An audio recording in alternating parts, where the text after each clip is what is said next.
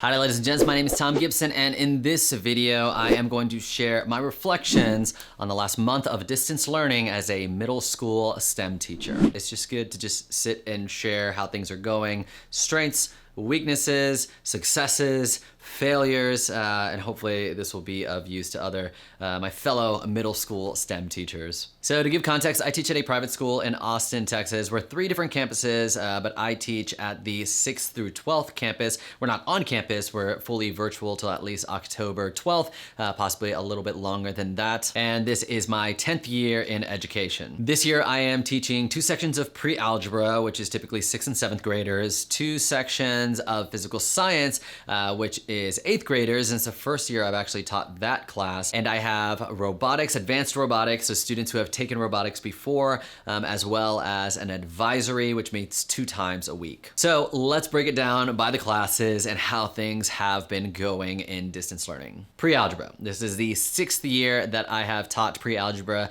Of my 2 sections, I have one with 23 students and one with 6 students. So the little offsets there. The class that is much larger actually has a lot more 6th graders in it, and many of them are coming from schools where they did not use technology. They were coming from a Montessori background, or they just weren't familiar with email and learning management systems and things like that. And so I am finding that the larger class with a lot more 6th graders, it just takes a lot longer because students are logging in for the first time. They're learning how to send emails for the first time. They're creating usernames and passwords for different platforms that we're using for the first time, and that just takes time. Whereas my smaller class is mostly, I think, all 7th graders, and most of them were at the school last year and are familiar with our learning management system, which is called Blackbaud. I don't know of anyone else who uses it, so we're a Google Apps for Education school, but we don't use Google Classroom. We keep everything in Blackbaud. I think it's now called The Nest. We call it The Nest at our school, and I think that is the official name maybe of it, or maybe our school just changed, I don't know. So those students are a lot more comfortable with technology, and it is a much smaller class, and so things are actually moving a lot faster in that class. There's something inside of me that just really wishes that these classes were moving together at the same time, because it just makes it so much easier to plan. But about a week ago, I kind of decided, okay, I need to be okay with these 2 classes going at different paces. Originally, I was just like, I'll just get some enrichment stuff for the smaller class, maybe do these would you rather math, or which one doesn't belong, like these more low floor, high ceiling, as they call them, enrichment activities. I'll link to those down in the description if you're looking for some of that kind of stuff for your math classes. But I was using one spreadsheet that I've shared with students that shows like, what are we doing in, what's due that day in Zoom class, what are we doing in Zoom class, and then what's homework for next time. And so I finally was like, okay, I need to make 2 separate spreadsheets for these 2 different classes, and that's okay, that's fine. But I think just coming to grips with that, knowing that they're going to be going at different paces, was something that I just had to do this past week. One of the tools that I've been using for years is Khan Academy. I think Khan Academy is great for not only virtual learning but in-class learning as well. A lot of times it would be homework assignments for students to complete certain assignments. You can create your own classes in Khan Academy, and you don't have to grade stuff. The only downside is if I give students an assignment, they can keep doing it until they get a 100. Khan Academy will give them different problems and stuff, but a lot of times it's like 5 problems or 7 problems, and if they get all 7 right, then they can get 100. But if they miss like the second one, they can't just like restart. And so they end up having to like either just intentionally miss the rest of them to restart, or actually try to finish the rest of them. And then if they want to get that 100, do it again, or maybe they only get 6 out of 7. So it's kind of like, I wish that there was a reset button there, but I think it's just in part of Khan Academy's philosophy, where you're trying to master the skill. It doesn't sound like they were gonna include that. So there's been a little bit of students complaining about that, as far as wishing like they want the 100, but they missed the first one and they wish they could just reset. Something I am noticing though is, I'll talk about physical science in a second, but I feel like I was finding more success in physical science, being that I've never taught that class before and I didn't have resources that I was wanting to use but translating into virtual learning. With pre-algebra, I've got these resources and these lessons that I've been refining over the years, and keeping the things that have really been rich in the students' learning, and then I'm trying to like translate that into to virtual, and sometimes it doesn't translate super well. Particularly, like, I would always print out notes for students just after years of students really struggling to make notes in math that they could go back to and make sense of. I'm like, I don't care. I'm just gonna print out notes that they can fill in their answers and write definitions and stuff. And so it's like an organized set of notes. And now they're doing that virtually, but then I also wanted to introduce Nearpod to that lesson. And so they were having to put their notes and answer to questions on the Google Doc, and they were putting it on Nearpod so I could see it. And they're like, that feels really redundant. And then they were confused. Did they finish the Nearpod, but they didn't put it in their notes? Or did they finish the notes, but they didn't actually go through the whole Nearpod lesson?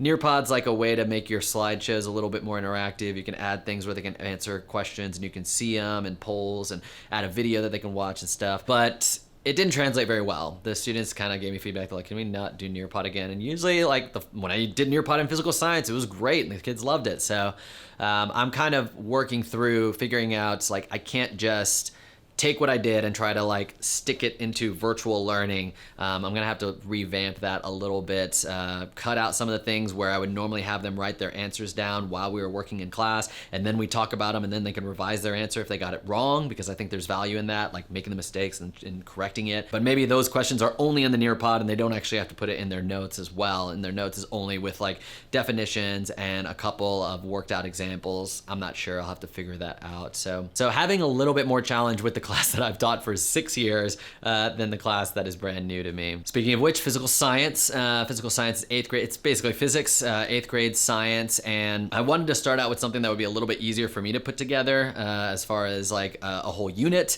And so unit 0 is science skills. We're basically doing the scientific method through a paper airplane experiment. And I did this Nearpod lesson with them where we watched a couple Mythbusters videos, and then the students were like, okay, like what's the dependent variable, what's the independent variable? We talked about the difference, and we did several of them.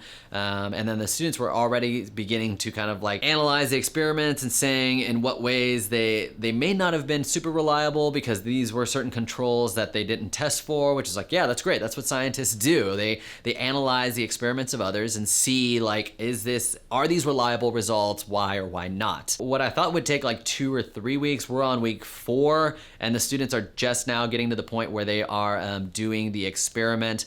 They basically had to come up with a line of inquiry on related to how far a paper airplane will go. So what do they want to test? Do they want to test the weight of the paper? Do they want to test the color of the paper they use? Do they want to test the folds of the paper airplane? So testing something to see the impact that it has on the distance that the paper airplane flies. And so talking about the independent variable, control variables, dependent variables, talking about creating an investigation procedure, talking about like what you're creating a table for your data, qualitative data versus quantitative data. They're going to be doing some conversions because I'm going to have them use their shoe to measure the distance that the plane goes, and then be like, okay, how long is my shoe? Those are centimeters. Let me convert that to meters, and kind of blending that in there. And so it's going pretty well. A lot of positive responses to the Nearpod, where I would ask students like, what's the dependent and the independent variables for the Mythbusters lesson that we just watched, and I can see all their answers and see if they're getting it. And then I asked a few of them to explain why they picked what they picked. We spend more time on the ones that there was more diversity in the answers versus if everyone got it, then we just kind of say it and move on. I am doing something in Zoom where I say, okay, if you're ready, I want you to go ahead and click the green check mark in Zoom that'll show up next to your name so I know you're ready to go. Whether that's like have these 2 documents open and then click on the green check mark, or when you answer these questions, click on the green check mark. And it's hard because there's always like 2 or 3 students that don't click on it. And I'm kind of like, how much do I wait for them? How much do I call them out? Like, hey student, are you with us? Are you doing this? Make sure oh yeah, I'm done. Make sure you click the green check mark. Like, don't just tell me that you're done so I know that you're done. But then if it's like the same 2 or 3 students, do I stop class? Do I wait for them? If I send them a private message and they don't respond? Like, I am doing something where students have classroom money. And so like, that's probably going to be something where it's like, if you don't put the green check mark, or you're the last person, or if I can't tell that you're with us, or if I call your name and you don't respond and I can tell you're distracted, you'll just lose some of your classroom money as a way just to kind of keep some accountability, because there's just been times where I think the student either muted Zoom or something. But just figuring out like how long to wait on the students that you know are distracted and doing something else, or do you just go on and be like, all right, the rest of the class is with me, I'm not going to spend class time kind of working with that student right now because we have such limited Zoom class time together. So that's just been something I've been kind of trying to think through, how to best approach it. And of course, there is the opportunity to speak with the student after class, and there's been some emails back and forth like, hey, this student seemed distracted today because of this. But just like those in the moment decisions of like, what do I do? Okay, I'm just gonna move on. But what been something that I've been thinking through. Robotics. Robotics, originally, I found this like robot building game that was like awesome, and I started playing it a couple weeks before school started. I'm like, oh, this is totally gonna be work for robotics because, you know, it's really robust, and it was called Roboco, but then I found out it's only on PC. Half the kids have Macs. And so I asked our admin, I was like, we've never sent these kits home. Can we send them home for distance learning as long as the students and the parents sign something that say if you break or lose any of like the really essential pieces, the more expensive pieces from these kits, you'll have to pay for it. And then they all signed contracts and came to the school and pick up their kits. So that's good. We're able to actually do some of the projects that we would normally do, and the kids are just working from home. These first couple weeks before the kids actually had time to go get their kits, we did some Scratch tutorial or Scratch lessons. Scratch being that Blockly platform by MIT, mainly because the new Lego EV3 software looks a lot like Scratch. It's those drag and drop blocks.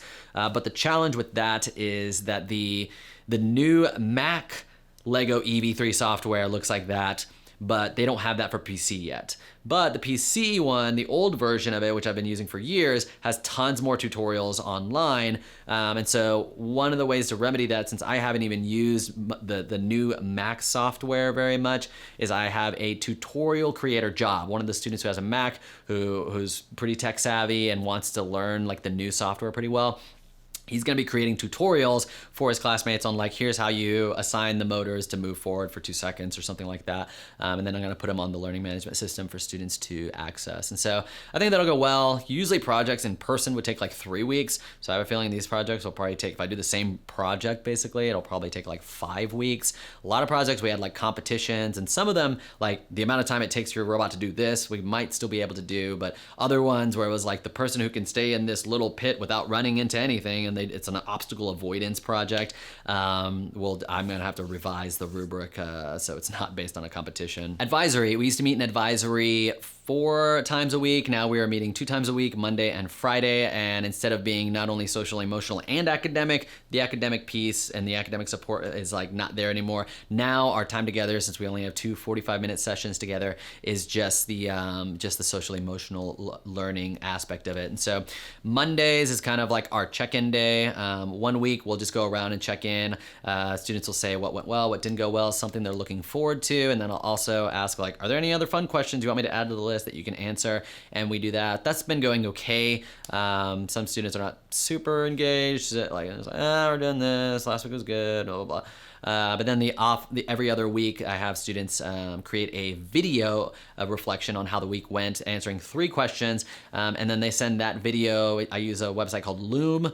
They send that video to me and their parents, and that's just kind of like so we're all on the same page and communicating. And then I respond to that video with my own video that I send to the student and the parents. And so with some of my new students that like I'm only seeing them these 2 times, and a lot of times we're doing group activities, that little video of like them checking in with me and their parents about how things are going, that's like the first time I feel like I'm having like an independent conversation with them, even though it is asynchronously. And so that's actually gone well. I've only done it once, but we'll do it again next week. And then Fun Friday is just like we play games. Like we did Categories, which was pretty fun last week. And then this week we did Pictionary. I broke them up into groups. I found the groups, breaking them into breakout rooms of like 4 students, a lot more people were engaged in playing the games versus like whole group, where some students were like not really participating because they're like kind of lost in the whole group, and they're just like, oh yeah, I didn't come up with an answer for that one. And so I may try more small group stuff, but I did create a spreadsheet. The students are going to be in charge of Fun Fridays the rest of the semester. So each student had to pick a Friday that they would be in charge of, basically coming up with a game or some other fun activity together. And so those are all my classes. General overview of distance learning. One like housekeeping thing is like I use Trello to keep track of a bunch of different checklists from this class and that class, and for my side business and my YouTube YouTube channels. But the thing that has been most helpful is every day creating a post-it of the most important things I'm gonna work on that day, that I can stay focused, because when I open up Trello and see all of the different things, I'm like, oh, so just the low-tech post-it has been really helpful in keeping me organized. Minecraft Club started this week. It's taken me longer to pick up the game, but 2 kids are heading that up, and I downloaded the game, and I plan on using Minecraft in my physical science class to do some projects. There's a podcast that's all about how teachers are using Minecraft in education that I'll link in the description. But that was fun, and that was like organized chaos. The first meeting, everyone's like, are we using Bedrock or this version? I have that version. This server has this, but that server doesn't work with this. And then like they're all arguing, and I don't understand like half the things that they're saying, but I'm like, I'm just gonna let them go. Like they need this. And one parent actually said that her student said like, wow, that felt like the most productive like 45 minutes I've had like all semester. So the Minecraft Club, just letting kids do it, has been fruitful. And working from home has been good. I'm gonna make another video on like my workspace, but I've got this office that I've created for these YouTube videos, and it doubles as a really great remote teaching station as well, with good audio and good video and 2 monitors and things like that. And I have a 6-month-old baby. We've been having our parents kind of watch her at the house, and we'll be getting a nanny soon. And so just being able to kind of in between classes go see her and give her a little kiss has been nice, and it's not been too bad. I think there's still a lot to learn with remote learning, and there's a lot of days I'm just like, gosh, this is really hard, and the kids don't seem into it, and I don't seem into it, and but there's been some wins there too. So if you'd like to stay in the loop with any upcoming videos that I have about distance learning and what I'm doing in the classroom, feel free to subscribe. If you like this video, go and like it. And thanks so much for listening. I hope this was helpful to you if you're doing remote teaching and you're a middle school STEM teacher. But thanks so much for watching. I hope you learned something today that'll help you give more meaningful and memorable experiences to your students, even if you are doing distance learning.